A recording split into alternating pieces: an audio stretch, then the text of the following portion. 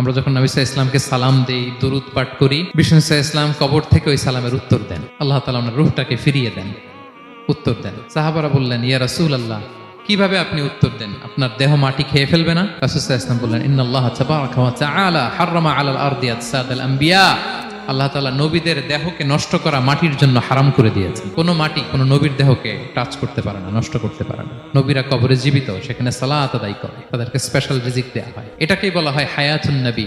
তিনি বারজাকি জগতে জীবিত, উনি উনার কবরে এখনো জীবিত অবস্থায় আছেন, হায়াতুন নবী। তবে আমরা এখন যেরকম জীবিত এরকম নয়, বারজাকি জগতের জীবিত। তিনি ইন্তেকাল করেছেন, মৃত্যুবরণ করেছেন, নিঃসন্দেহে তিনি বারজাকি জগতে চলে গিয়েছেন, কিন্তু সেই জগতে তিনি জীবিত। এবং বিষ্ণু সাল্লাল্লাহু আলাইহি ওয়াসাল্লাম বলেন, আজান শোনার পরে কেউ যদি এই দোয়াটা পড়ে, আল্লাহুম্মা রাব্বা হাযিহি দাওয়াতিত তাম্মা ওয়াস সালাতিল কাইমা আতি মুহাম্মাদানিল ওয়াসিলাতা ওয়াল ফাদিলা ওয়া বা'আথহু মাকামান মাহমুদা আল্লাযী ওয়া'আদতা।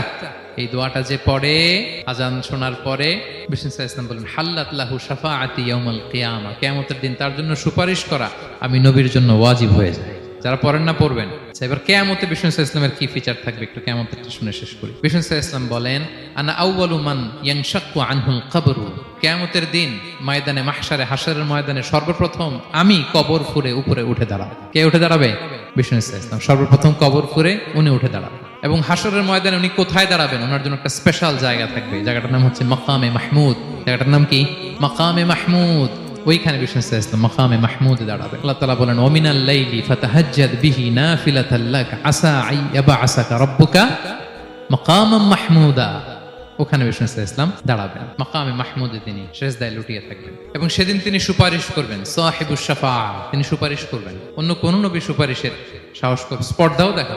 আদম আলাইহিস সালাম, নূহ আলাইহিস সালাম, ইব্রাহিম আলাইহিস সালাম সবাই একজন আরেকজনকে রেফার করে, একজন আরেকজনকে রেফার করে, বলে আমি পারবো না, উনি উনি উনি উনি বলতে বলতে বিষ্ণু সাল্লাল্লাহু আলাইহি ওয়াসাল্লামের কাছে যাবে। মানুষগুলো হয়রান হয়ে যাবে, ক্লান্ত শ্রান্ত ঘর্মাক্ত পিপাসার্ত মানুষগুলো। 50,000 বছর হবে সেই দিনটা, কিয়ামতের দিন। মানুষগুলো পেরেশান, যেই নবীর কাছে যায় বলে পারবো না, উনি উনি। শেষ পর্যন্ত এটা যে বিষ্ণু সাল্লাল্লাহু আলাইহি ওয়াসাল্লামের কাছে ঠেকবে। বিষ্ণু সাল্লাল্লাহু আলাইহি ওয়াসাল্লাম কোথায় থাকবেন যেন?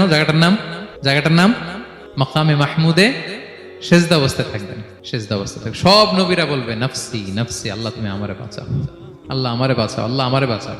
কিন্তু বিষ্ণু সাল্লাল্লাহু আলাইহি ওয়াসাল্লাম সেই মাকামে মাহমুদের সেজদায় লুটিয়ে কাঁদতে থাকবেন আর বলবেন, উম্মতি উম্মতি উম্মতি, হে আল্লাহ আমার গুনাহগার উম্মতকে বাঁচাও, আল্লাহ আমার গুনাহগার উম্মতকে তুমি বাঁচাও।